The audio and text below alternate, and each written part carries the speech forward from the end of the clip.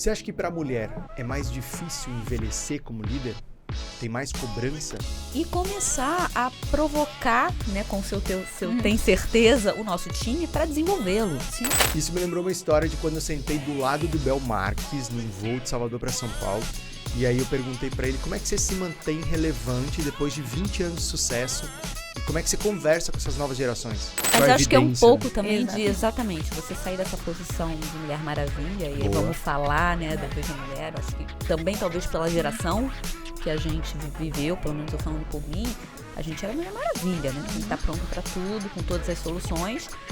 Em que momento que caiu tua ficha? Olha, eu sou mulher e o mundo dos negócios é predominantemente masculino e você sentiu isso e falou, não, isso aqui não vai ser uma questão para mim e eu vou seguir a minha trajetória.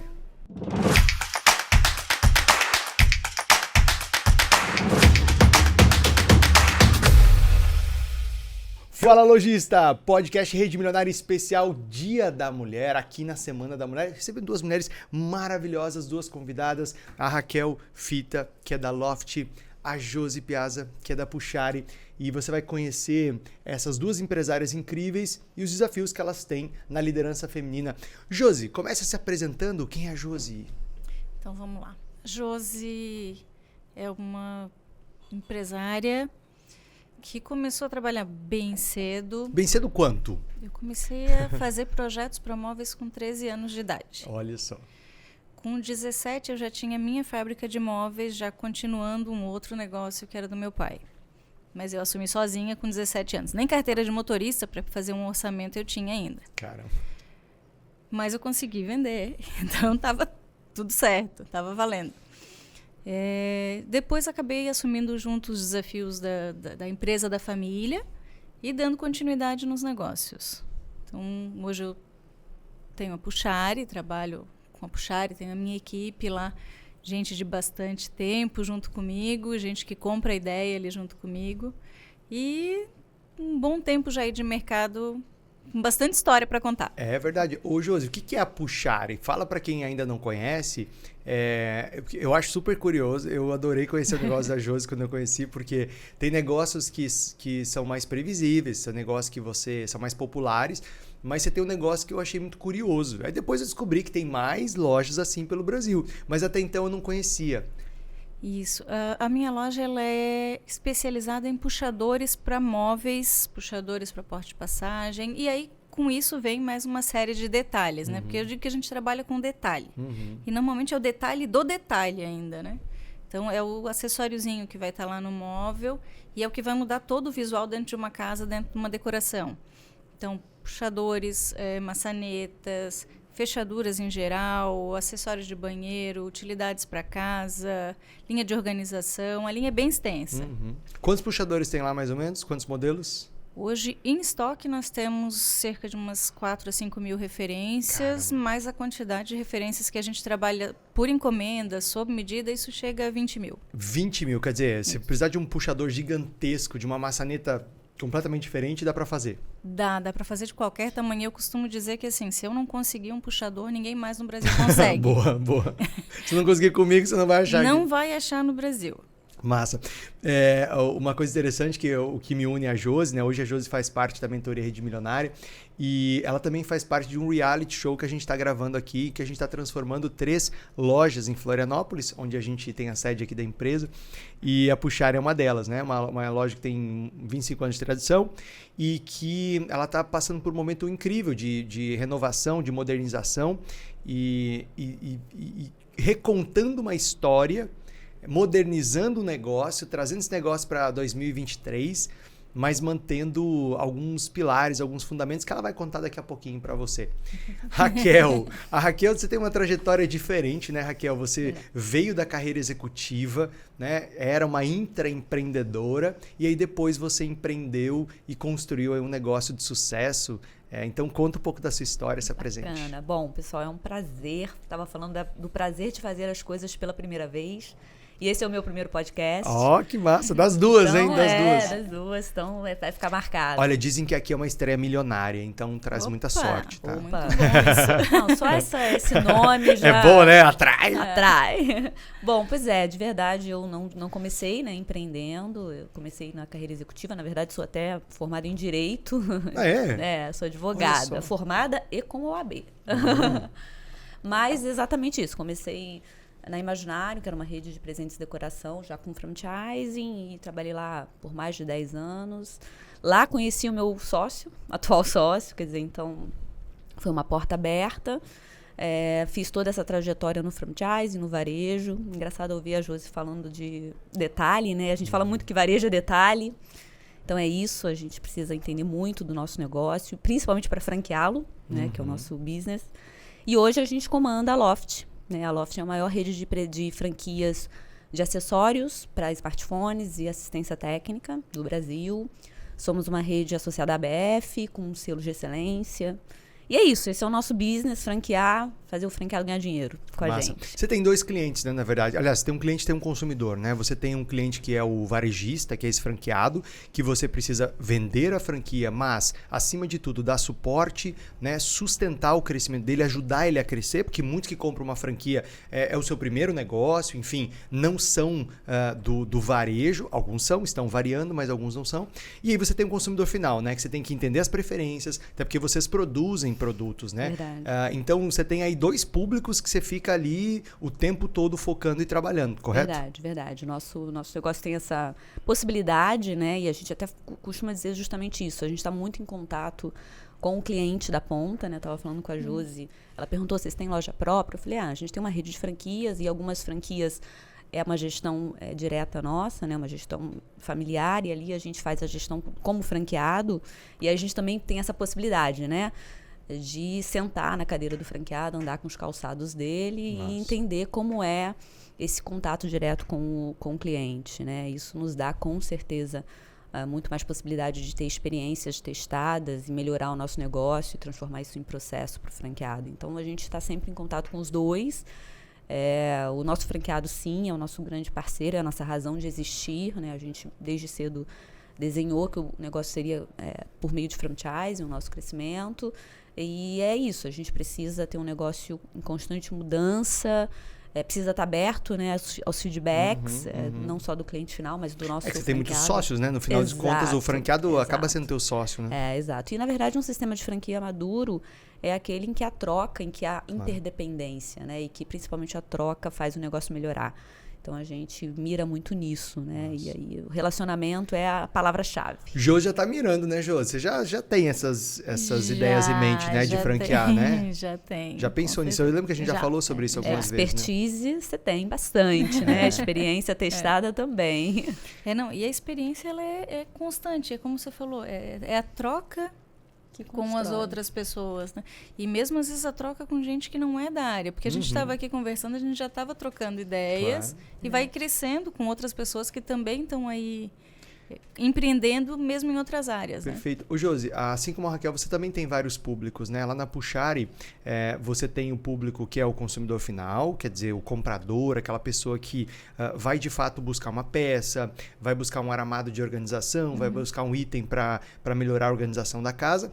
Você tem o marceneiro, que é o profissional que precisa do teu produto para finalizar um projeto. Para entregar o dele. Né? E você tem um arquiteto, que é também um super influenciador, um super decisor no processo, porque quando ele desenha um móvel, quando ele desenha um projeto, ele também já está pensando num item ali, numa solução que você tem. É um desafio, né? Um negócio que tem que conversar com 3 grandes públicos. Isso, né? Tem que conversar com 3 públicos e com cada um de uma forma diferente, né? Porque às vezes a gente tem que mostrar para o arquiteto as opções de produto que tem, como que aquele produto vai atender o cliente dele, entender o cliente dele, conseguir passar isso para ele poder colocar no projeto. O marceneiro, a gente já se comunica de uma forma completamente diferente, usando uma linguagem completamente diferente, né? Porque, na verdade, o marceneiro, ele está ali agregando valor ao produto que ele vai entregar. Claro. O cliente é um acabamento super premium, né? Exatamente. É o detalhezinho mesmo, né? O que vai fazer a diferença. Perfeito. Raquel, a Loft eu admiro muito, já citei isso em diversos momentos, em aulas, em podcasts, em mentorias. eu gosto muito do posicionamento que vocês definiram para essa empresa.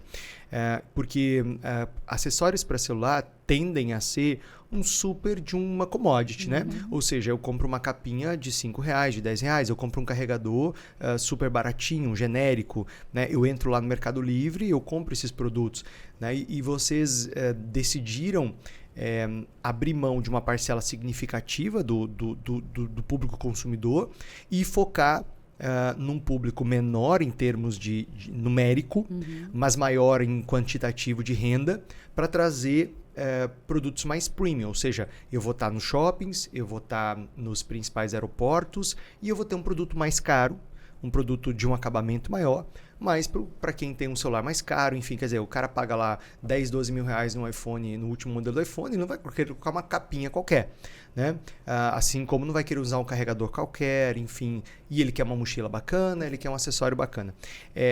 De onde saiu esse? Porque já vou entrar no nosso tema aqui de liderança feminina, mas vocês construíram negócios que eu considero muito interessantes, né? Diferentes, com posicionamentos bem claros. E eu acho que aí tem um ouro também que eu queria trazer aqui hoje. De onde saiu esse posicionamento? Porque para mim, para um lojista, a decisão mais difícil é escolher quem ele não vai fazer feliz, né? Quando eu tava lá em... Abrir mão, né? Quem ele vai abrir mão. Quando eu tava em 2019, fui no Fórum Mundial de Negócios lá em Londres. E aí do Peter Drucker, né? O pai da estratégia, o pai da administração, eu vi uma frase que me marcou muito. Ele fala assim, que a função da estratégia é fazer consumidores infelizes para fazer outros felizes. Né? A função da estratégia é fazer uma escolha. Quem eu vou fazer feliz, quem eu não vou fazer feliz. E eu penso que uma das grandes dificuldades de posicionamento e escolha de público-alvo é isso. Quem que eu vou fazer feliz. E para mim, vocês, seus sócios, tomaram uma decisão. Olha, eu vou pegar uma fatia do mercado e vou abrir mão de uma fatia muito maior. E, enfim, o sucesso e o crescimento da Loft tem se mostrado... tem mostrado que essa decisão foi assertiva. De onde vocês tiraram isso? Como é que vocês bateram esse martelo? Perfeito. Claro que passa muito por design, né? Inclusive a gente traz o nosso slogan, né? Design no nome. A gente realmente acredita que o design faz as pessoas sim se apaixonarem pelo produto, fazem sim quererem pagar mais por aquilo que elas gostam, por aquilo que tem design, por aquilo que é bonito, né? E é esteticamente atraente. Então, isso de fato já vem do nosso DNA. Mas a nossa escolha também foi porque o nosso segmento ele é muito mal representado, né? Então, quando você fala do preço, a gente está falando de um mercado informal, né? Que domina os acessórios. Então, com muita sonegação de muita imposto, sonegação, falta de licenciamento, contrabando, tudo que você possa imaginar. E é claro que esse é um caminho que a gente nunca trilharia. E a gente, sim, leva até desvantagem nessa competição, né? Sem porque dúvida. a gente tem um mercado informal e que muitas vezes eles estão no shopping do nosso lado, né? Não estão no mercado popular, como você pode pensar. E a gente já sabia que isso não era um caminho que a gente ia trilhar.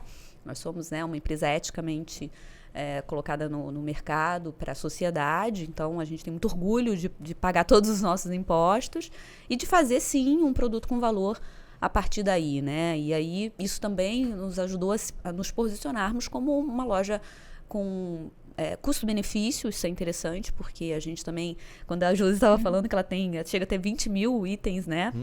Referências, a gente fala com muito orgulho que a gente tem 1000 referências, 1000 produtos, porque o mix... Que é bastante, né? Vamos é combinar. bastante. Pensando em acessórios para celular, 1000 itens, exato, é muita coisa. Exato. Mas é interessante ouvir ela falando da questão de se posicionar como quem não vai competir com o que está aí no mercado informal, né? A gente também tem a característica desde que a gente começou a empresa, focar sempre no produto nacional. Muita gente não sabe, mas em termos de puxadores, o Brasil é um dos produtores com maior qualidade. Que legal. O Brasil exporta muito puxador. Só que mesmo assim ainda continua vindo muita coisa da China. Que não tem. Que não tem a mesma qualidade, não tem a mesma resistência, não tem a mesma duração. E, em geral, lojas de puxadores vendem muito puxador chinês. A gente tem a política de trabalhar prioritariamente com um puxador nacional, sempre cuidando do nível de qualidade e... de preferência ainda quando a gente consegue o nosso produtor, o nosso fabricante local ainda. Local você quer dizer aqui em Santa Catarina? Em Santa Catarina. Legal. Então a gente consegue às vezes boas negociações com produtores que têm a qualidade que a gente quer, que eu sou bem chata na hora de escolher, eu escolho os produtos pessoalmente. Como eu tenho formação também em desenho industrial, eu conheço todas as características dos materiais, de como ele tem que ser produzido, tudo. Então, vou muito a fundo nisso. E a prioridade é para o produto nacional. Hoje, em geral, a maioria das lojas de puxadores trabalha com 60% a 70% dos modelos de puxadores importados. Perfeito. Caramba. Na minha loja... Quer dizer, mais um diferencial do teu posicionamento. Sim, esse percentual de importado na nossa loja chega no máximo 5%. Caramba. Isso em produtos de modelos que a gente não encontra no Brasil. Sim. E Josi, antes de eu voltar para Raquel, seu posicionamento, isso, na tua opinião, tira um pouco a tua competitividade? Porque quando a gente olha para o preço de um produto nacional, ele tende a ser mais caro do que um produto importado, enfim, numa produção de escala da China. Isso tira a tua competitividade ou não, e você consegue compensar isso de outras formas? Na verdade, quando a gente mostra isso para o cliente, ele consegue perceber que ele está comprando qualidade. Legal. Até porque a gente tem clientes que chegam na loja, eu queria um puxador desse para complementar. Aí eu olho para o puxador, eu já sei de que ano que ele é. Olha, pode ser que ele não esteja mais em fabricação, porque esse puxador é de 98, 2000. Eu já imaginei a Josi igual o cara que testa vinho, Raquel. Não, só um minutinho. Incrível. Isso aqui é um blend de madeira. Sabe a com safra, o ano. A safra de puxador 2013. Ótima safra. Brincadeira. Mas experiência, mas né? é mais ou menos por aí. Acredito. Aí eles vão lá e param para pensar, não, minha casa é mais ou menos desse ano mesmo. Boa. É impressionante, né? É um mercado à parte, na minha opinião, assim. Na verdade, o mercado design é muito interessante e eu acho que vocês se encontram aí, né? É verdade. Porque o design, ele descola, né? Quando o design ajuda a sair do commodity, o design ajuda a agregar valor, o design ajuda a diferenciar, né? Mas eu quero entender a opção que vocês fizeram por esse posicionamento. Ou seja, vocês viram que no design tinha um espaço lá para Loft Design. Vocês viram que ali dava para se diferenciar. Mas por quê? Porque chegou um momento que você falou, vamos para a direita e vamos para a esquerda. Sim. Né? Ou melhor, vamos pro valor agregado ou vamos pro popular. E aí? Então, exatamente. E a gente, nessa decisão, a gente viu que, primeiro, a gente poderia ter custo-benefício, né? Então a gente trabalha muito, inclusive, para garantir a margem do nosso franqueado, né? A gente precisa que ele ganhe dinheiro, então sim, a procura por produtos com margem que caiba na cadeia é importante, mas a gente viu que até o consumidor que eventualmente consome um produto mais popular, ele já está cansado de ter problemas de qualidade, né? Compra um cabo baratinho, mas ele compra 3, 4 cabos ao ano, porque o produto dá problema. E no nosso, ele tem garantia de 12 meses, né? Nós temos o MiFi, ou seja, nós somos certificado Apple para os nossos cabos. Então, a gente consegue ficar no meio ali, entregar custo-benefício com design. Então, também, né, olhar para o mercado consumidor brasileiro e saber que sim, né? Até independente da classe, a pessoa gosta de design, todo mundo gosta, tem o aspiracional, quer ter um produto bacana. E a gente consegue falar com esse consumidor também. Tanto é que a gente tem lojas em shoppings de classe C predominantemente e que o nosso resultado é muito bom, surpreendente. Então, a gente chegou no meio do caminho, né? Embora a gente sim se posicione como algo 100% formal, com design, com certificações. Hoje a Loft é a única que tem certificação Anatel para os nossos carregadores, né? Então a gente também faz todo um processo para estar 100% dentro da legislação brasileira, que não é fácil, né? Mas a gente entende que o consumidor, independente da classe, valoriza isso, né? E ele enxerga valor nisso. E topa pagar um pouco mais por isso. Pois é, e topa pagar. E aí, claro, a gente entrega isso que a gente fala num pacote sensorial, né? Não é o produto em si. Então, as nossas lojas, os nossos processos, os nossos atendimentos fazem com que isso tudo, né, que está no produto, seja traduzido em valor. Cria o desejo, né? Exato. No final aqui do podcast, a Raquel vai revelar pra gente uma técnica muito simples que eles usam nas lojas para aumentar o produto por atendimento. Então, fica com a gente até o final aqui, você que está assistindo a gente no YouTube ou você que está ouvindo a gente no Spotify. Aliás, se você está assistindo no YouTube, você pode ouvir a gente no Spotify, sabia? A gente vai deixar aqui na descrição do vídeo o link pro Spotify, onde estará esse podcast e estarão todos os anteriores. Você pode ouvir um melhor que o outro, tá? Sou suspeito de falar. Josi, você virou empresária aos 17, né? Teve um momento que você olhou, primeiro, se teve esse momento ou não, e se teve, qual foi, que você olhou e falou, opa, eu sou uma mulher líder, né? Uma líder mulher. E isso muda alguma coisa aqui no meu desafio. Você chegou a sentir isso? Você chegou a perceber isso ou não? Você só foi indo, só foi fazendo? Na verdade, assim, eu comecei a ir para feiras e tá junto com meus pais no ambiente de negócio bem cedo também. Eu comecei a ir para feiras, coisa assim, com 14 anos. E a hora que eu mais percebi essa diferença masculino e feminino foi uma situação bem específica. A gente trabalhava também com chapas de compensado, material mais pesado realmente para marcenaria. E tinha uma reunião de lojistas desse ramo em Curitiba. E íamos eu e meu pai. Para mim isso era natural.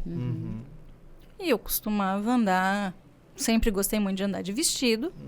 Estava me arrumando para ir. Meu pai olhou para mim e perguntou, você vai de vestido? Eu disse, vou. Não estou fazendo nada de errado. Como eu vou a todo lugar. Não devo nada para ninguém. Era um vestido social, tudo. Vou, não devo nada para ninguém. E aí cheguei lá em Curitiba, para minha surpresa, assim, porque para mim tava natural uma mulher participar de alguma coisa, né? Éramos tinha uns 20, 25 homens. E tinha uma recepcionista servindo cafezinho só. Ou seja, só quem podia de mulher falar ali era eu. E eu bati o pé e fui com a minha posição feminina de vestido.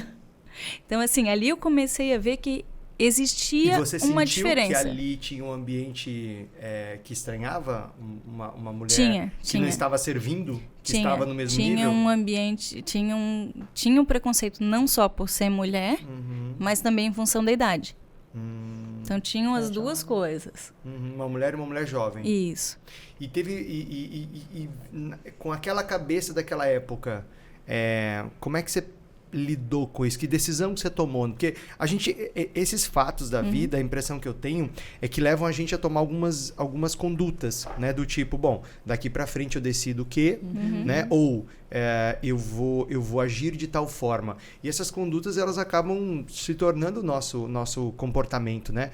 Teve alguma decisão ali? Teve alguma postura que ficou pra tua vida? Na verdade, eu acho que a decisão começou quando eu saí de casa, mantendo a roupa que eu tinha escolhido. Sim, verdade. Legal. E aí eu cheguei lá, todo mundo estranhou, lógico. Mas eu não me contive, não fiquei quieta na reunião. Eu tinha que participar do negócio. E aí, a partir do momento que eu comecei a falar e a expor tudo que eu pensava para um grupo que era só de homens, todos mais velhos, mas que eles começaram a entender que o que eu falava fazia sentido também, eles passaram a ouvir. Então, a partir desse momento, eu disse, não, a minha posição está certa, é nesse caminho que eu tenho que seguir. Massa.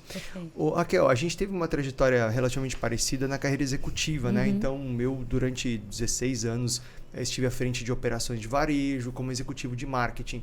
E uma coisa curiosa, assim, na carreira executiva é que, predominantemente, é uma carreira muito mais masculina, né? Você tem muitas mulheres, mas elas batem, de forma geral, o teto os cargos de gestão. Quando você sobe para cargos de direção ou C-level, né? Com CEO, CFO, enfim, os cargos são predominantemente ocupados por homens. E tem uma coisa que ela é muito, muito imbecil, assim, na minha opinião, que é assim, se um homem bate na mesa, se um homem fala duro, se um homem se impõe, ele tá sendo duro como tem que ser. Se uma mulher faz isso, ela tá sendo histérica, tá sendo doida, para não falar mal uma coisa que se fala. Exato. Né? Que o horário e as crianças na sala não permitem falar e nem a educação.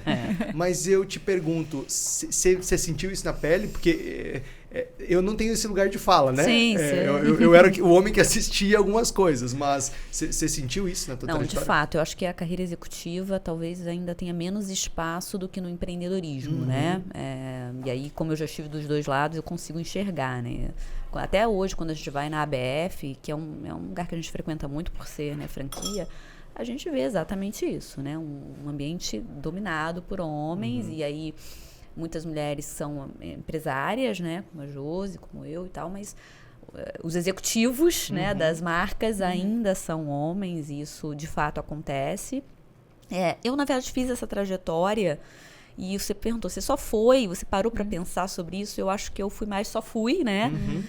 Exatamente, e aí até falando com a tipo, isso não foi uma coisa que foi determinante para a trajetória. Você decidiu, olha, eu quero crescer. Exato. Ser mulher faz parte do que eu sou, isso aqui não vai nem me ajudar nem me atrapalhar, eu só vou. Eu não pensava sobre isso, mas hoje, claro, né, refletindo, olhando para trás, eu entendo que algumas escolhas, inclusive pessoais, foram ditadas por isso. Por exemplo? Por exemplo, não ser mãe até agora, né? Eu não parei para pensar sobre isso porque eu estava muito focada e inconscientemente, talvez, eu achava que isso não tinha espaço, né? Principalmente para eu competir no mercado corporativo, e depois, quando eu fui, né, empreender, um grande desafio de tempo, de você estar entregue. E isso, por exemplo, é uma escolha que o homem não se coloca, né? Dificilmente ele vai se colocar nessa posição, vai pensar sobre isso. E isso, sim, é uma realidade para as mulheres. A gente não pode ignorar, porque a nossa situação, a nossa condição é diferente, né? Então, mas sim, eu entendo esse mercado corporativo muito mais restritivo, difícil. Já estive em situações assim. Ela falou da feira. Imagina, eu fui há 8 anos atrás para a China, para a maior feira de eletrônicos do mundo, e, né, até as pessoas brincavam que você quer saber onde está a Raquel, é fácil, porque é só achar uma mulher no meio né, nessa multidão de gente do mundo inteiro.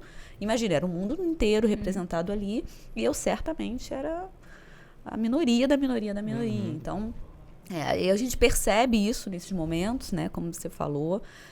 Já tive em algumas reuniões em que eu entrei para representar a Loft, né, como diretora e como sócia, e que sim, uma sala cheia de homens, né, veio, e aí com o intuito, claro, de, né, numa negociação, né, de me colocar numa posição menos favorecida ali, né, em alguns poucos, né, episódios, mas isso me fez lembrar que, puxa, eu tenho uma batalha a mais, né, nesse cenário, sim.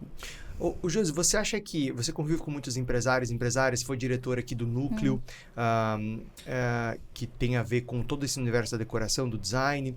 Você é uma pessoa muito envolvida, né, com os grupos, com os arquitetos, enfim, os grupos empresariais. Você convive com muitos empresários e empresárias.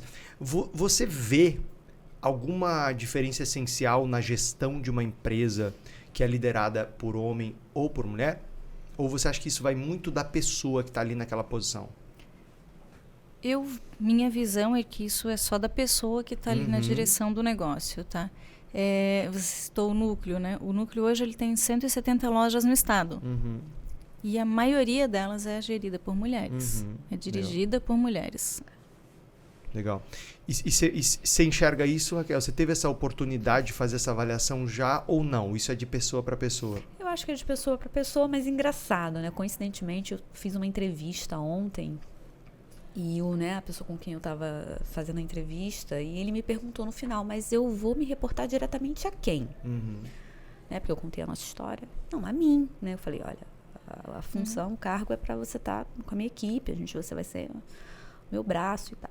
Ele falou, que bom, né? Claro que ele estava querendo também a vaga, mas aí ele me contou uma história de que ele pelo mercado dele, ele sempre foi liderado por homens, e que ele teve uma experiência sendo liderada por uma mulher, e que foi a melhor fase dele, inclusive, de produção e tal, e que ele sentia essa diferença, né? Ele falou, naquela ocasião eu senti muita diferença por essa liderança e tudo mais. Quer dizer, então, ouvi isso, né, de uma pessoa que conseguiu diferenciar, por exemplo, né?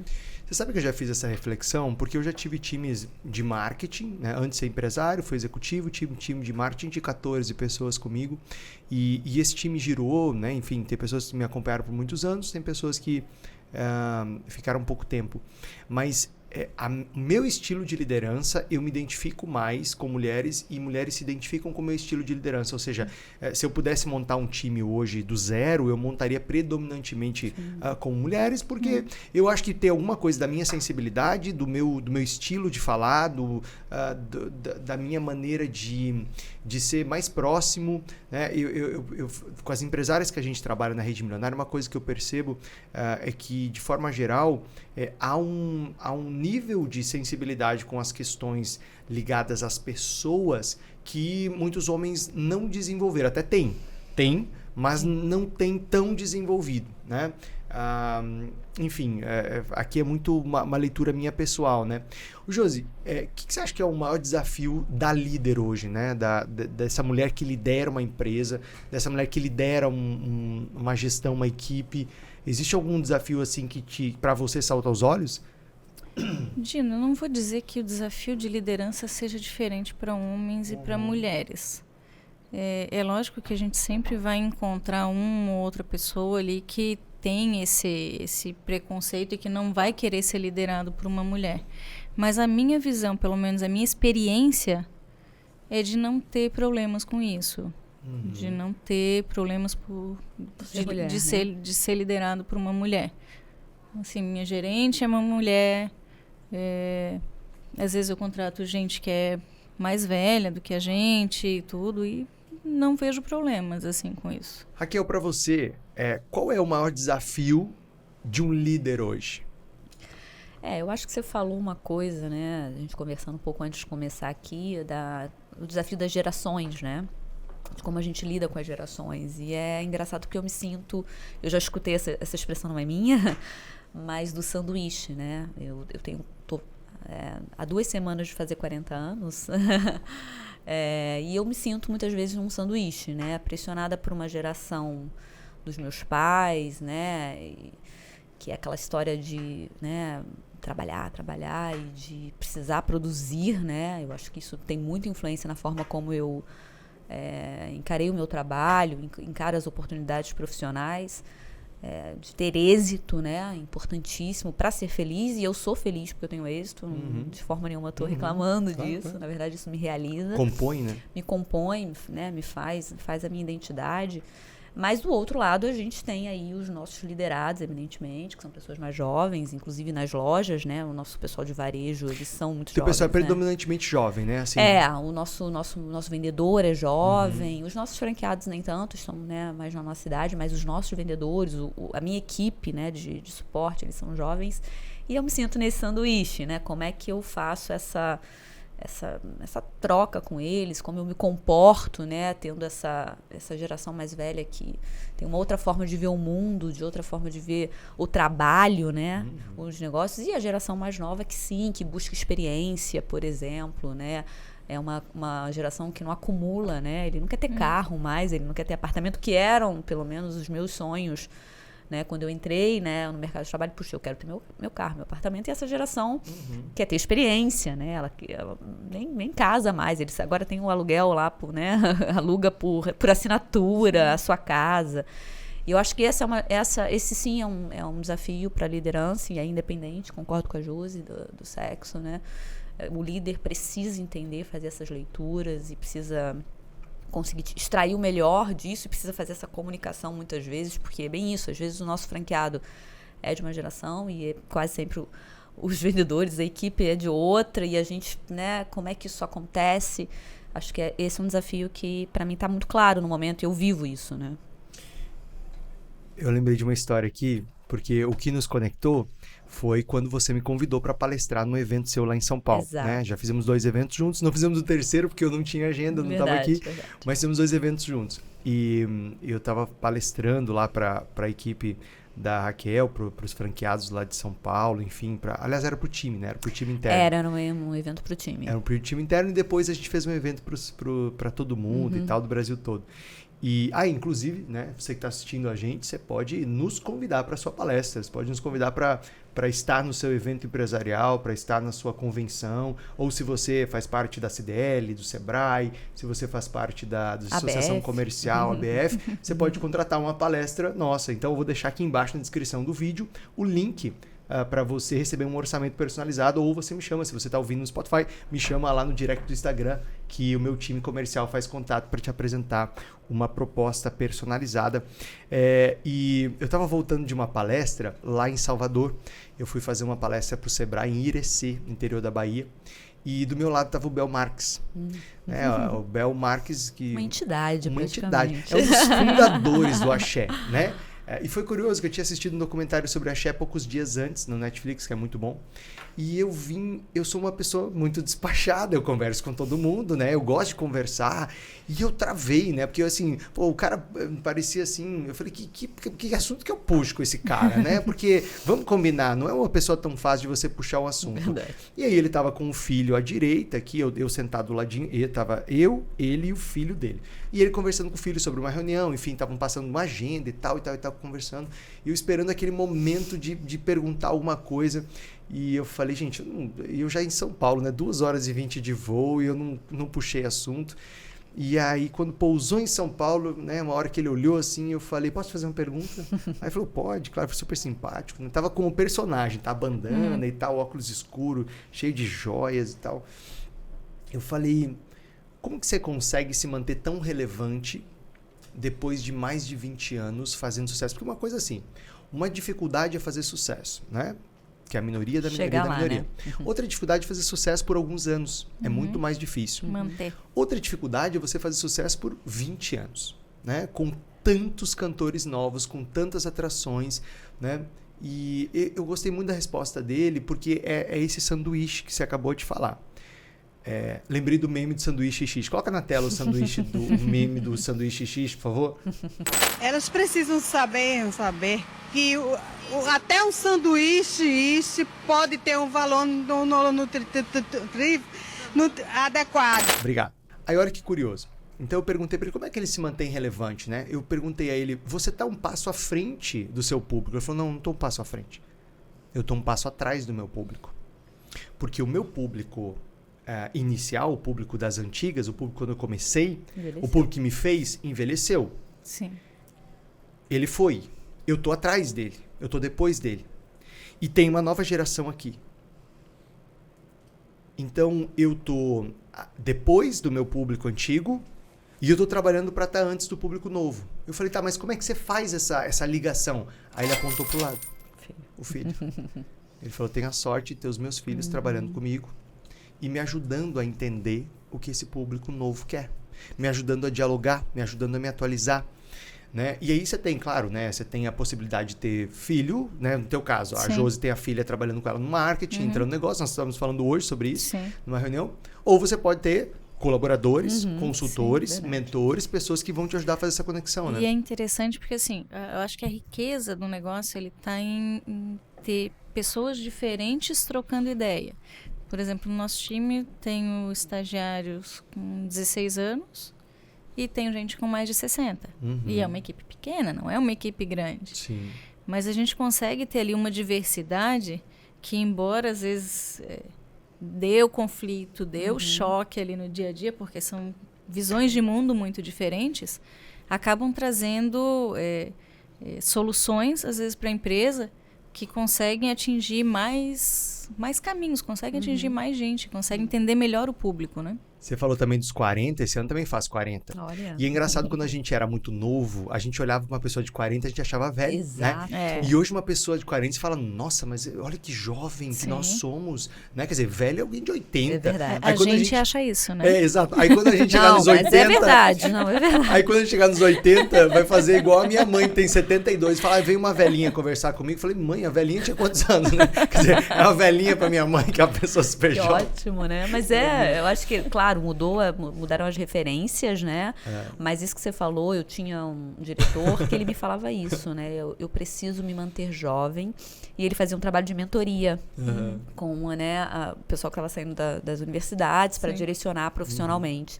E ele falou, tá, mas você é tão ocupado, meu Deus, porque como é que você arruma tempo para isso? Isso é relevante, isso... Eu cheguei a perguntar, isso é relevante para o nosso negócio, né?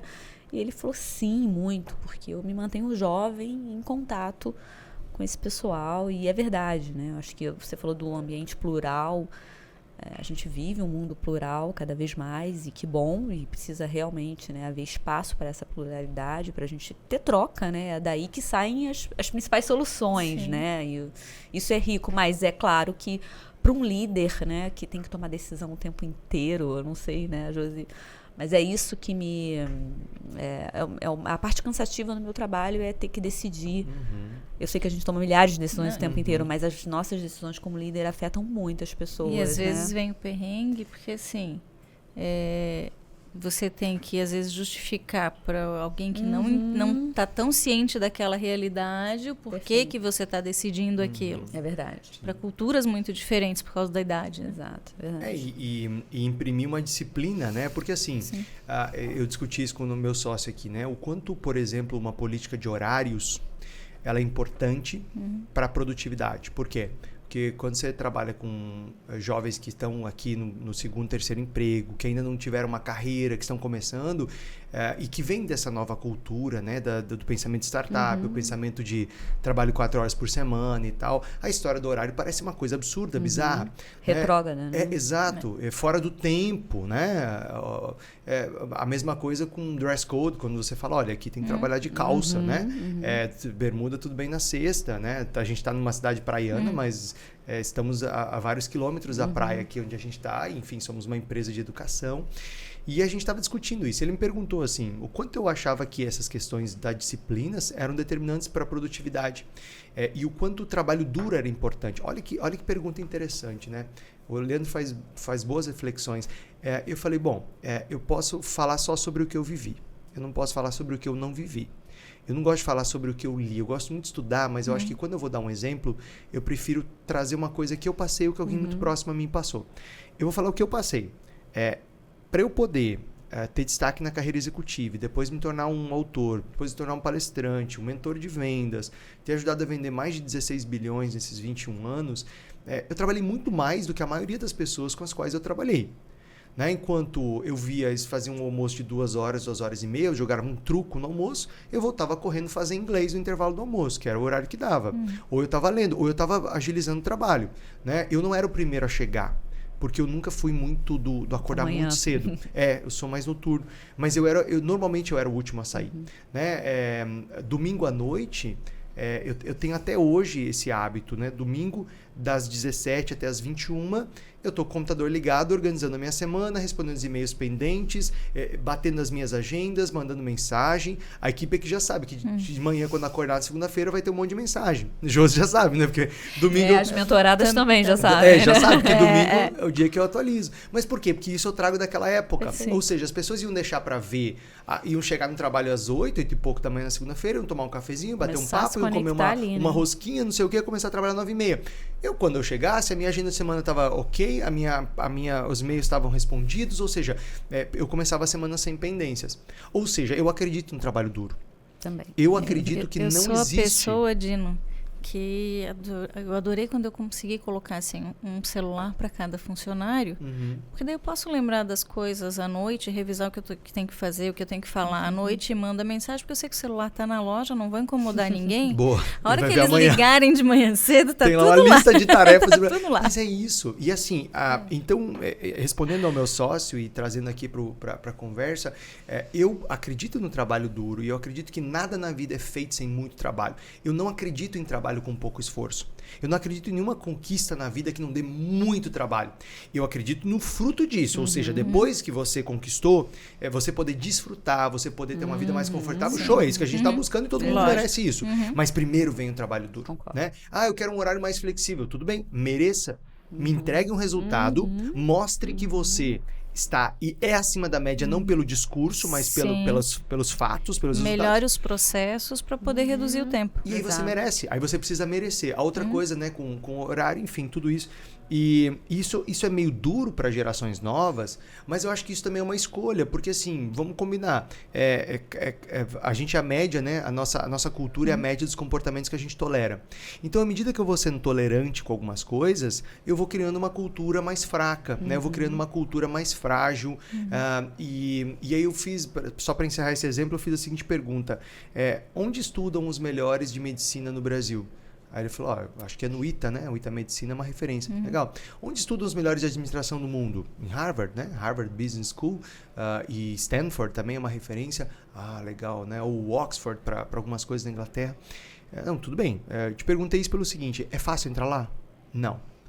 Não, é uma super seleção. Quem vai já sabe que vai ter que ralar muito, que vai ter que ter disciplina. Se a aula começa às 7, não pode chegar às 7:10, é 7. Ou seja, jovens do mundo inteiro se submetem a essa disciplina para sair como um dos melhores do mundo, um dos melhores do Brasil. E essa disciplina que os tornam melhores. Bingo, é isso. Isso, exatamente. Aí depois que você virou uma fera, depois que você é alguém assim de um resultado superior, aí sim você começa a dar suas cartas e imprimir o seu estilo, né? Mas eu só para complementar isso que você trouxe às novas gerações, porque a gente também vive isso aqui na prática. E só para fechar a história dos 40 anos, lembrei daquela música da Sandy, que não é de 40, é de 30, que ela fala. Lembra que ela falava? Que eu sou velha demais para ser jovem e jovem demais para ser velha. E ela ainda...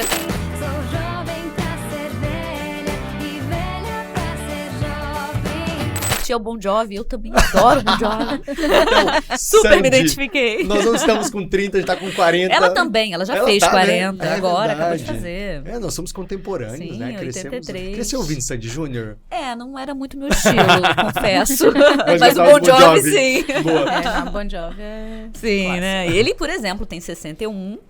E faz show, e eu inclusive fui há pouco tempo a um show dele. Falando em idade, vocês acham que é mais duro para a mulher envelhecer como líder, como uma referência? Porque assim, o líder tá ali no palco, né? O líder tá tá na arena. Na arena, no meio, sendo visado pro bem e pro mal. É mais difícil para a mulher envelhecer, na tua opinião? Ou hoje menos e a gente tá mais ok com as coisas? Porque eu vejo, por exemplo, as críticas à Xuxa quando ela assume as rugas e quando ela diz, olha, essa é minha cara, eu tenho essa idade, né? Eu tenho essa idade e é isso. Eu acho que é mais duro para a mulher envelhecer em todos os cenários da sociedade, né? Eu acho que aí sim, claro, né? A mulher líder também sofre com isso, né? Porque a gente é cobrado o tempo inteiro de tá linda, né? Mas sabe que ontem ainda estava numa reunião, um grupo de mulheres, a maioria empresárias, e a gente ainda estava comentando isso, dessa questão de envelhecer e da ditadura da beleza, todos na mesma faixa de idade, assim. E a gente ainda estava comentando que a nossa geração, minha não está muito longe da de vocês,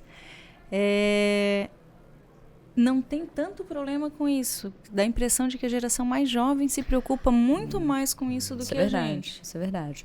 Porque, por exemplo, os procedimentos estéticos em pessoas de menos de 30 é enorme. Assim, na minha cabeça, isso é inconcebível. Era o que a gente comentava ontem. Eu com 20, 30 anos, mulheres, todas empresárias, e a gente chegou a essa conclusão. É verdade, é verdade.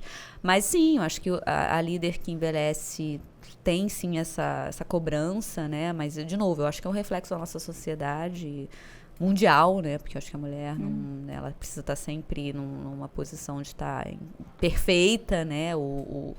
E isso é uma coisa que engraçada. Eu chegando aos 40, é uma coisa que eu comecei a pensar sobre.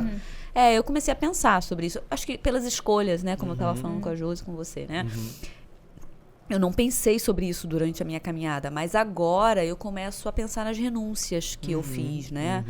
Você falou de trabalho duro e é isso, né? Uma vez eu escutei que na faculdade, imagina, eu fiz direito porque eu tinha na ideia de fazer uma magistratura e o estudo era, né, essencial para isso.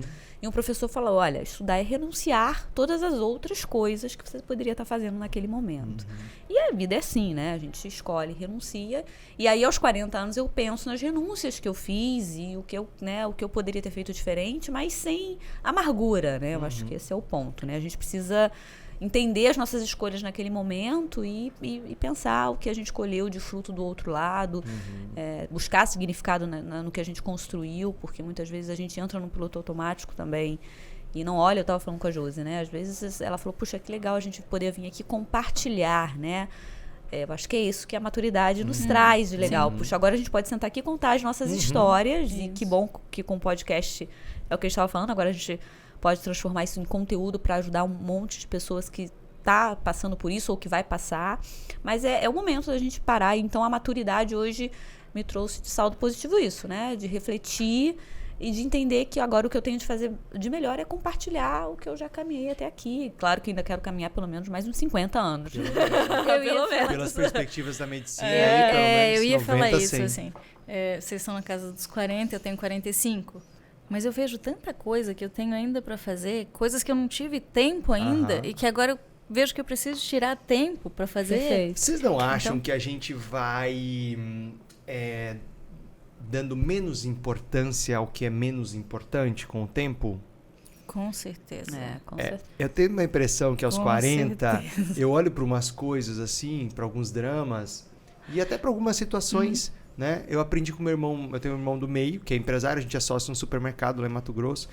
Eu não opero, né? Eu optei por ir para a carreira executiva, fiquei sócio. Então, eu faço lá aquilo que eu faço com os nossos mentorados. Planejamento de marketing e vendas, né? Os debates dos indicadores, encontrar caminhos de solução para fazer o negócio crescer. E um dia ele falou uma coisa assim, ele falou assim, olha que interessante, a gente estava conversando, entrou um funcionário desesperado com alguma situação, ele falou, então tá bom, deixa, depois a gente vê isso aí.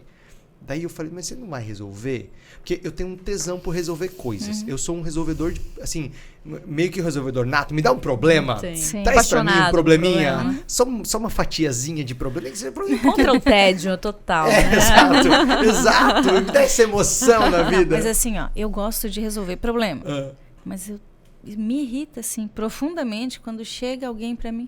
Mas e se acontecer isso? Sim, o sofrimento por antecedência. Gente, se não existe, não tá no meu dicionário. Não dá pra gente trabalhar nesse subjuntivo aí, né?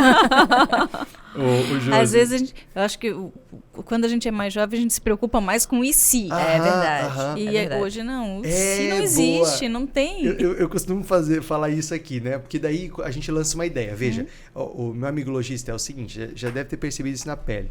Às vezes você vai levar para a tua equipe um projeto, uma meta, uma ação que você vai fazer, uma ação de marketing, uma ação de venda ou um novo processo de venda. E aí, naturalmente, a equipe vai trazer objeção, porque a equipe tem mais objeção do que o cliente. A gente fala da objeção do cliente, só que a equipe ela estabelece mais objeções que o cliente. As piores objeções estão dentro de casa. Verdade. Né? E aí, mas e se acontecer? Mas o que eu sempre digo, Josi? Deixa acontecer e a gente resolve. Se acontecer, a gente debate esse ponto. A gente resolve um probleminha. Exato. Deixa primeiro o problema. Por que você está sofrendo com uma coisa que não aconteceu ainda, né? Mas não sofrendo de acontecer. E aí, eu e meu irmão conversando, aquele funcionário entra, ele não resolve o problema. Ele só fala pro funcionário, tudo bem. Tipo assim, tô ciente. Aí o funcionário sai, eu falei, mas você não vai resolver isso? Ele falou... Tem coisas, né, que... Primeiro que se resolve por si só. E outra, tem coisas que não precisa resolver. Tem coisas que eu não vou gastar energia com isso, porque não precisa, né? Não precisa mobilizar energia. Sim. E eu penso que uma das escolhas mais difíceis para um líder, né, seja ele homem, seja ele mulher, ou se identificar com outro gênero, né, é saber o que você não vai fazer. Né? A maior escolha é o que eu vou deixar de fazer. Até porque às vezes aquilo que a gente gosta de fazer, a gente tem Bingo! que parar de fazer. Josi, você não tem essa... eu não sei vocês, mas... o desafio de deixar de lado, por exemplo, eu adoro produzir conteúdo, adoro criar, só que assim, isso aqui é uma parte pequena da minha agenda, isso aqui faz parte da minha agenda, mas eu faria isso aqui o dia todo, eu só faria isso daqui. Mas não dá, Mas né? não dá para uma empresa funcionar só com isso, certo? A gente tem uma reunião de financeiro, a gente tem que analisar um fluxo de caixa, a gente precisa fazer entrevistas de emprego, a gente precisa dar feedbacks positivos, dar feedbacks negativos, enfim, fazer a empresa acontecer, né? Então, eu acho que assim, a coisa mais difícil é, ter consciência do que você não precisa, não deve e não vai fazer. E segundo, não cair na armadilha de fazer o que você gosta. Por quê? Porque muitas das coisas que você gosta, elas estão no nível operacional e que não te cabem mais. Né? Exemplo, por que tanto líder, por que tanto dono e dona de loja? Eu tive uma conversa como essa na mentoria, certa vez com o Renato, que tem uma rede de produtos elétricos, né? Elétrica e hidráulica, assim, né? Essa parte de construção. E o Renato me trouxe que ele tinha um problema que era, ele disse, Dino, eu tenho dificuldade até de aplicar uma outra ferramenta porque eu estou muito no operacional. Eu falei, tá, mas descreve o que é operacional. É que eu vou para a loja, daí quando eu vejo já estou negociando, daí eu já estou vendendo. Eu falei, mas eu já estou fazendo ali o papel do vendedor e tal. O que não é ruim, porque ele está tá vivendo o dia a dia da loja. Só que qual é a questão, né? Por que ele tem tanta dificuldade de largar esse osso? Por um motivo muito simples, né? Ele começa em vendas, né? Assim como todos nós começamos numa posição mais da base, da operação, e por termos nos destacado nessa posição da operação, nós somos convidados a assumir um novo nível. E pra gente isso é fácil? O quê? E pra gente isso é Vender, fácil? né? Sim, claro. Bingo. E aí qual é o problema? Onde está a tua musculatura? Está naquilo que você se destacou no passado. Né? O Rancharan, o Pipeline de Liderança, é um dos vários nomes de liderança, eu gosto muito, até um dos livros que eu costumo dar de presente. Ele fala que a liderança é como se você atravessasse, a cada nível que você sobe, né? Você está num nível super operacional, você vai para uma coordenação, depois você vai para uma gestão, depois você vai para uma supervisão, depois você vai para uma diretoria, depois você vai para um C-level. Cada nível desses é como se você atravessasse uma porta. E quando você atravessa essa porta, você precisa deixar algumas competências para trás, algumas atividades importantes que você fazia. O problema é, onde está a nossa competência naquele momento que você atravessa a porta?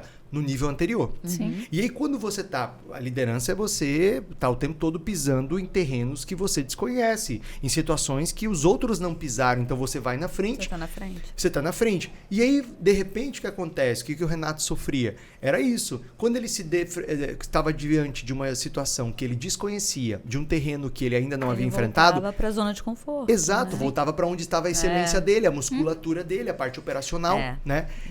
Mas aí é um desafio do líder. Me diz, como é que vocês largaram esse osso, assim? Porque a Josi largou o osso de vez. A Josi realmente... Não, mas é sério, eu falo isso elogiando, porque ela tá sentada dentro da operação, lá no escritório, mas a Josi não tá lá fazendo o trabalho das vendedoras, tá acompanhando, tá olhando e tal. Legal. Tem lá a gerente dela, que é um desafio de desenvolvimento também.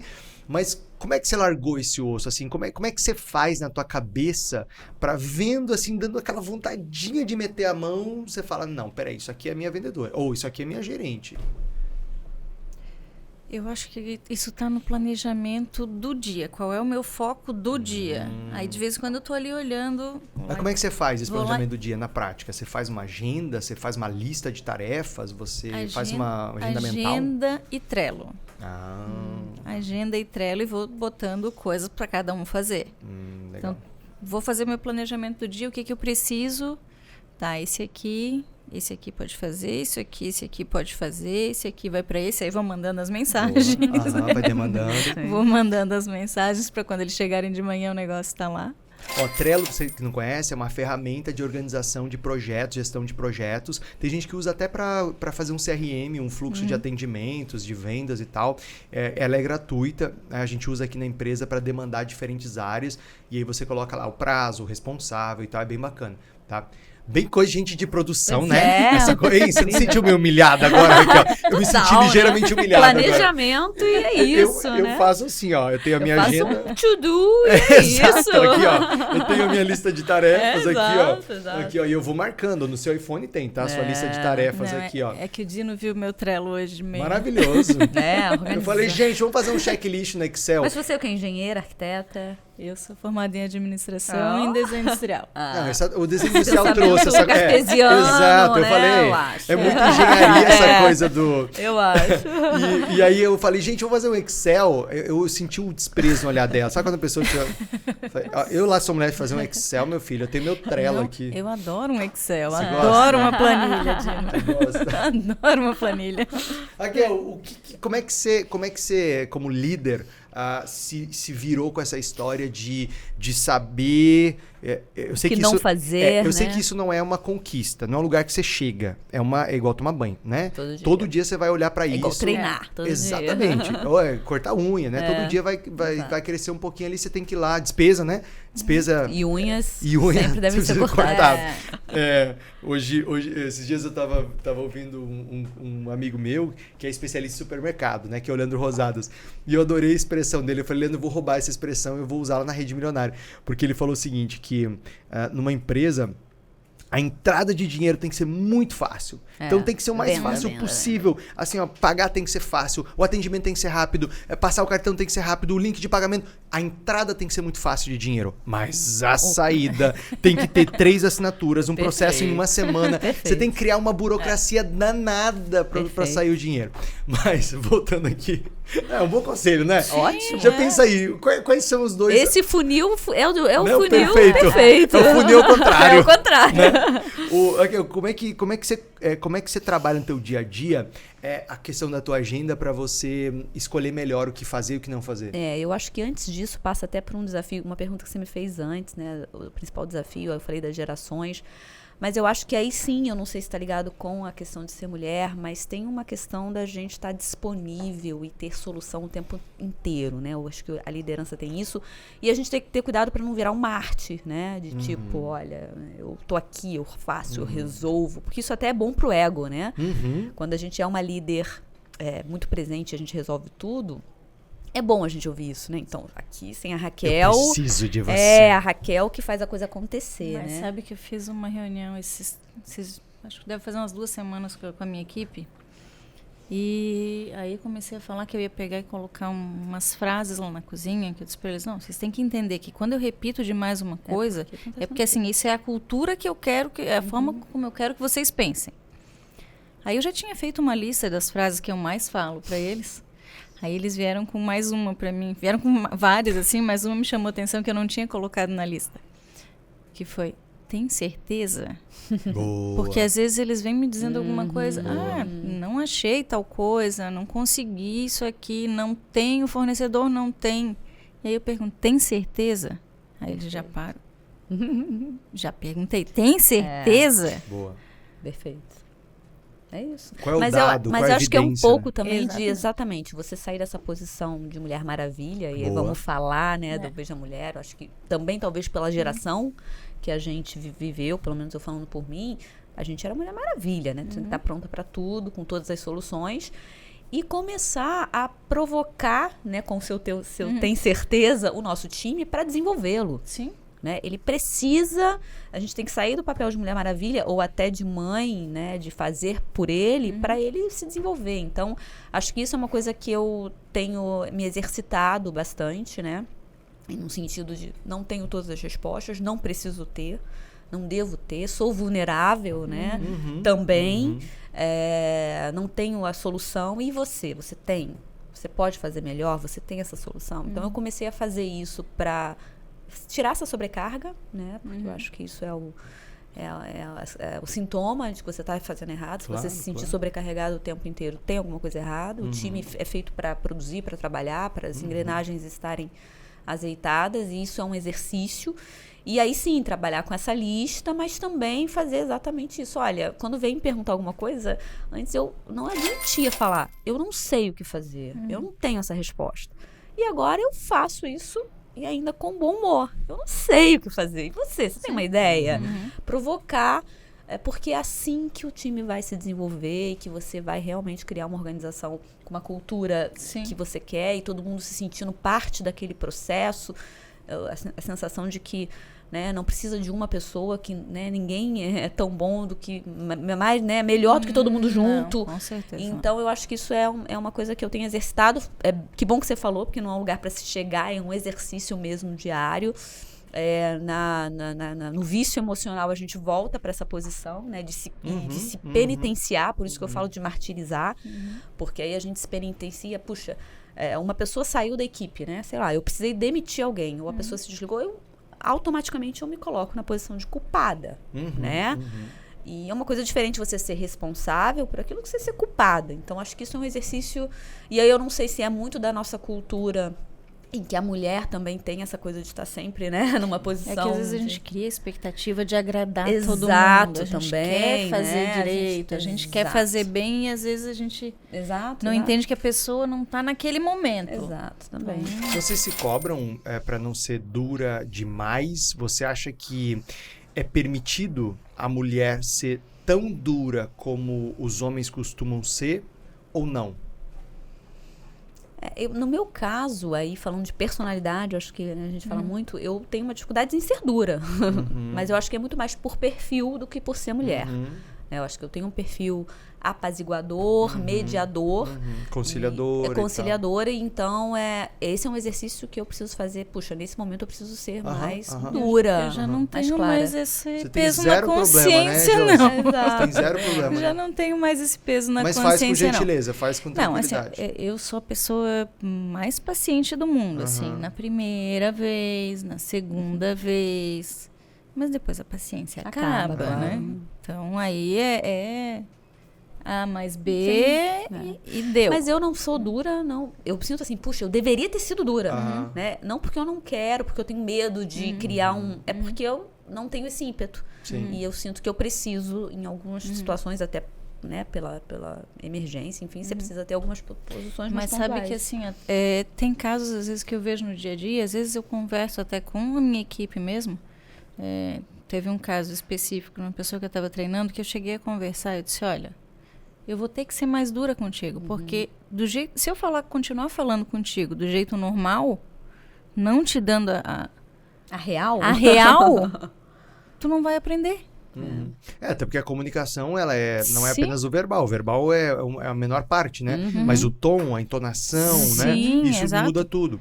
Agora, esse papo tá bom pra caramba aqui, mas deixa eu te falar uma oportunidade que você tem, porque muitas vezes você não tem essa oportunidade de estar conectado a lojistas, né? A outras pessoas, empresários e empresárias que estão no mesmo momento, e que estão crescendo e que estão prosperando. E eu tenho um convite para você hoje, para você encontrar outros lojistas. Um convite que tanto a Raquel como a Josi já aceitaram, já estiveram, que é o nosso evento Rede Milionária ao vivo.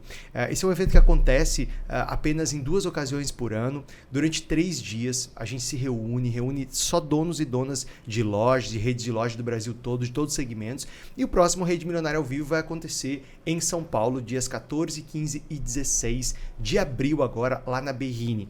Uma imersão de 3 dias para você sair com um plano prático para dobrar a margem da sua loja. Ao longo desses 3 dias, nós vamos desenhar juntos um plano para que você volte para a sua empresa, aplique e possa dobrar a margem da sua loja. Você vai fazer um recorde de vendas com muito mais resultado. Lá você vai ter atualização no varejo, você vai entender mais sobre novas ferramentas de liderança para ter um time milionário, você vai receber programação de marketing e vendas para o teu ano, você vai entender quais são as estratégias de negociação, compra, cobertura de estoque para você melhorar a sua margem enormemente, né? Para você dobrar a sua margem, e você vai ter momentos como esse que a gente está tendo aqui, num almoço, num happy hour, num coffee break, durante as atividades, conhecer lojistas e voltar de bateria recarregados aí para o teu negócio.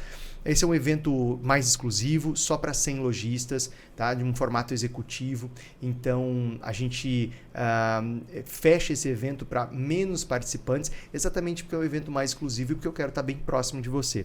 Para você poder garantir o teu lugar, uma dos últimos lugares que a gente tem disponível, eu vou deixar aqui no link da descrição do vídeo, logo abaixo dos demais links, o link para você clicar e você saber tudo sobre investimento, sobre como levar seu sócio, né, certinho a localização, os horários, enfim, todas as informações que você precisa. Mas eu quero te ver em São Paulo, no Rede Milionária ao vivo. Se você também ouvindo no Spotify, me manda um salve lá no meu Instagram, manda um direct falando, Dino, eu queria mais informações sobre o Rede Milionária ao vivo, que eu quero estar contigo lá em São Paulo, e eu pessoalmente te respondo, te mando o link, tiro suas dúvidas, combinado? O importante é que eu quero te encontrar em São Paulo, dias 14, 15 e 16 de abril, no Rede Milionária ao vivo. O que você tirou de valor? Assim, o que você acha que é mais legal nesse encontro?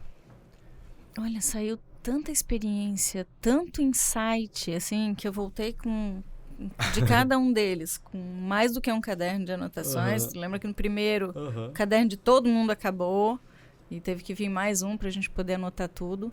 Mas eu voltei com tanta coisa, assim, para colocar em prática realmente, tanta coisa para botar no dia a dia, para reorganizar a empresa, que vale muito a pena. Você acha que ter outros lojistas ali, trazendo seus casos de sucesso, trazendo as suas experiências, é algo que, de certa forma, até é incomum, né? A gente não tem muito espaço para isso, né? O empresário em si, ele é muito solitário. Verdade. Ser empreendedor é uma posição solitária, assim. Então, tá com mais gente, tá com outros pares ali faz uma diferença muito grande. Mesmo eu participando já de outras associações, onde a gente debata muito e troque muitas experiências, nesse outro grupo que eu participo, que é o Núcleo Catarinense de Decoração, estamos todos no mesmo ramo. E na Rede Milionária não. Então a gente tem gente de outras áreas. E às vezes vem ideias de outras áreas que podem perfeitamente ser aplicadas. Visões diferentes de entender o cliente, de entender o produto, de entender como lidar com o colaborador. Não, perfeito, até porque o teu cliente usa óculos, ou seja, ele também é cliente daquela ótica. Sim. O teu cliente tem um pet, ele é tutor de um pet, então ele é cliente do pet shop, ou seja, a gente está falando do mesmo cliente muitas vezes. Só que às vezes o comportamento dele de compra numa ótica ou num pet é diferente dentro da minha loja. Por que é diferente isso? Boa. Por que o mesmo cliente que compra um puxador comigo vai comprar uma capinha de celular? Boa. Com ela vai ver isso de forma diferente. O que eu estou fazendo de diferente para ele enxergar diferente, né? Massa, perfeito. E você, Raquel, o que para você foi mais marcante no Rede Milionária? Eu acho que foi um exercício de humildade, porque às vezes a gente, né, até pelo caminhar, pelo tempo, a gente acha que a gente já sabe tudo, né? Boa.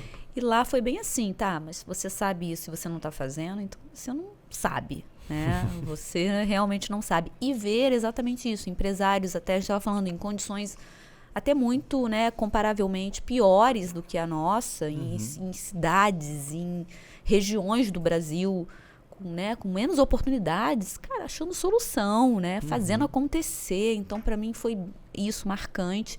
E que como, exatamente, metodologias, processos, estratégias que podem ser aplicadas em todos os negócios. Coisas que, às vezes, a gente cria barreiras. Exato. E que a pessoa que não tá enxerga lá, a barreira vai lá e faz. Perfeito. Então, foi muito marcante isso de que, sim, a gente tem sempre espaço para aprender. Se você sabe, não faz, é inútil, né? Não adianta. E como, sim, os processos, as estratégias, né, se aplicam em diversos negócios e podem ser adaptadas, e como é importante ter disciplina para fazer, como é importante ter esse canal, porque fiquei imaginando, né, uma pessoa lá no interior do Piauí, né, hoje ela tem acesso a um conteúdo riquíssimo como esse aqui, como o que o Dino produz o tempo inteiro, e como isso mudou na prática a vida e o negócio dela. Então é incrível ver isso acontecer. O Gessé veio, né, do interior da Bahia para agradecer, né? Ele aplicou, ele pegou um podcast nosso, aplicou na rede de lojas de eletrodomésticos dele, ele simplesmente dobrou um mês de vendas e ele fez questão de vir no evento, pegar um avião. Eu não conhecia, eu nem sabia da história dele, ele parou no corredor para me contar essa história. Porque quando a gente está aqui produzindo, igual nesse momento, a gente está aqui se divertindo, né? Tem uma pauta, tem um objetivo aqui, tem um posicionamento, mas a gente não tem dimensão de onde essa mensagem vai chegar. E a gente não tem dimensão do poder ao compartilhar, né? Um insight, uma estratégia. E o Gessé vem lá do interior da Bahia para assistir, mas principalmente para agradecer. Foi muito marcante para mim isso no evento, e mostra a importância do que a gente está fazendo aqui agora, no sentido de compartilhar aquilo que a gente aprendeu, que deu certo, que deu errado, né? Enfim. Então ficou o convite, 14, 15, 16 de abril em São Paulo, vai ficar o link aqui embaixo na descrição do vídeo. Eu falei que no final eu ia querer saber qual era a estratégia que vocês usam para aumentar o produto por atendimento em loja. Sim. Eu já citei... Quando você falou isso para mim, eu falei, gente, olha que interessante, porque quando a gente fala no PA, a gente fala de oferecer um adicional. E você, quando você trouxe uma perspectiva, mudou minha lógica. Eu queria que você contasse, né? É claro que isso é um desejo, é uma orientação. Talvez a cada 100 atendimentos, alguns lá vão falhar. Mas se a maioria já fizer isso, caramba, muda tudo. Como é que é lá na Loft? Bom, pois é, a gente... Os concorrentes agora não podem ouvir, então vocês pulam essa parte. Mas então, né, o processo tá aí, isso que é legal. A informação tá aí para todo mundo, né? Como você aplica é que faz a diferença. De novo, o que eu aprendi na Rede Milionária.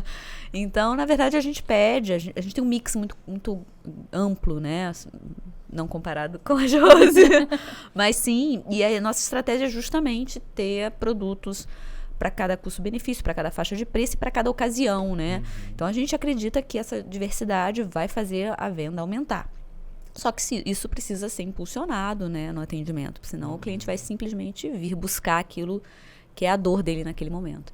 E aí a gente faz aí como uma regra de atendimento, oferecer até 10 adicionais, né, a cada atendimento, né, demonstrar, né, mais do que oferecer, demonstrar. Então ele veio buscar uma película para o seu telefone, que é uma commodity, de entrada.